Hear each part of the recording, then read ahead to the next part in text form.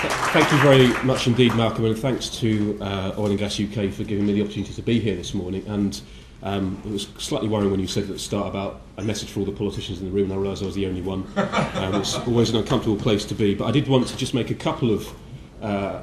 remarks and reflections from the position of politics. And when I'm talking about politics, I don't mean party politics, but I suppose politics of business and government in reflection to what's in the report, and also some of the comments that were made during the session earlier on this morning. But the first point I wanted to make is that this report is hugely valuable for people like me in Westminster and in Whitehall in terms of getting a really good, up-to-date, accurate picture of what's happening, because that can only help inform the decisions that government makes and decisions that oppositions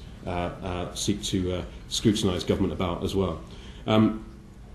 As I think has already been highlighted, we're talking about an industry which is vitally important in terms of jobs and skills, and I was struck particularly by the point that Roy was making about not just the direct jobs but the indirect jobs, and also the geographical spread of those indirect jobs. This is a UK industry, and it's a very, very important UK industry, and sometimes, and I'm from, although you couldn't tell from my accent, but I represent a Scottish constituency, and sometimes I think we make a mistake of thinking just about Aberdeen, but actually this is an industry which has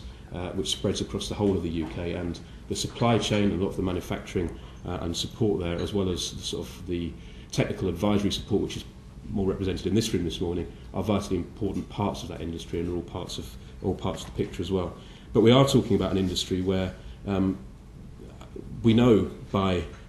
record that it can be volatile, and we know by definition that we're talking about recovering a resource which, whilst technology will increase, it is, and things will change, and obviously the forward projection is a lot better than if you were standing here 10 years ago and you were talking about what would be available, but it is by definition declining. That means then there are a number of factors which affect what can happen. There are natural reasons why things change, technological things, incidents happen, changes in world markets, all those things can have an impact in terms of activity, but so can government. And the point I really wanted to make briefly is this point about the role of government and getting things right, because I wasn't in Parliament at the time, I was working as an advisor in government, but I remember particularly the discussions around 2008 in terms of marginal field allowances with Alistair Darling at that point as the Chancellor. And I think what we can see from some of what we're talking about today is some of that coming through. And you made the point about 2011 and the budget, and I think that's a lesson I hope the government has learned. But I'm not being party political about it, because I hope it's a lesson that future governments have learned as well, because we don't want to have a position where the same thing gets repeated again, because we can see the impact that can have. And whilst government can always and should always be in a position to make their decisions about fiscal regimes, and they will make their decisions, and they may well have a different view to the industry about what is the appropriate level of taxation. I'm sure those discussions happen the whole time, and you put your views and government puts its views back to you. What we can't have and what isn't acceptable is for government to be able to make decisions that have such an impact as the decision in 2011 made without being aware of the consequences. And that's why I'm so pleased that pilot instituted by the last government has been reinvigorated, and the addition of the fiscal forum, so Treasury is properly engaged, because decisions, they may not be popular, but if they're made on the basis of information, of understanding, of evidence, and of knowing absolutely what the potential consequences are, is the best way for policy to be made. And I hope that's something which is learned across government and across political parties who may form governments in the future. I just wanted to quickly make a point about safety, because I think, Malcolm, you mentioned safety at the start. I just wanted to reflect my pleasure in that the Commission's, and I think at some points these were quite opportunistic, advances in seeking to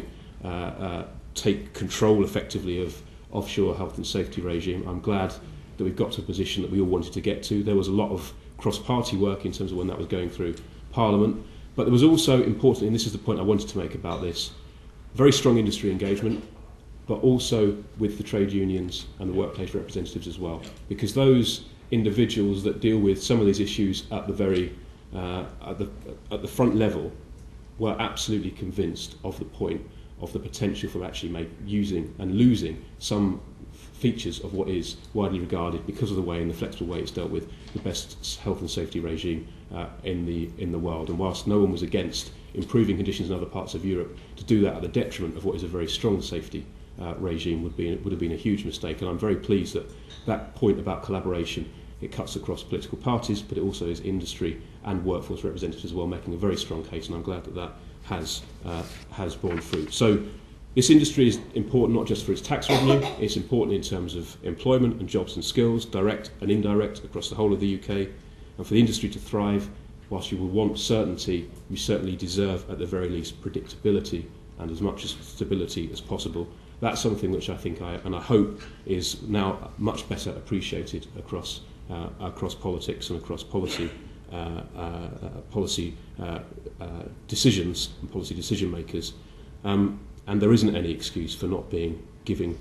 industry the opportunity to explain the potential consequences. Collaboration, constructive engagement, understanding and awareness, all of those give this industry the best opportunity to make the most of that declining and volatile resource, and it gives the government the best opportunity to ensure that those benefits for the economy, the benefits in terms of our energy infrastructure and energy needs, and benefits in terms of the wider jobs and skills agenda are best achieved. So that sense of collaboration is something which I think is vitally important. I'm very pleased to hear from this year compared to last year how much progress has been made in that way. I think all of those who are here representing companies who are members of Oil and Gas UK should reflect that that is partly because of the very strong level of engagement that the body has provided, and I experienced that, and many other members of Parliament in the All-Party Group and others with an interest certainly do appreciate that, and that's the way that we should continue to get the most out of this industry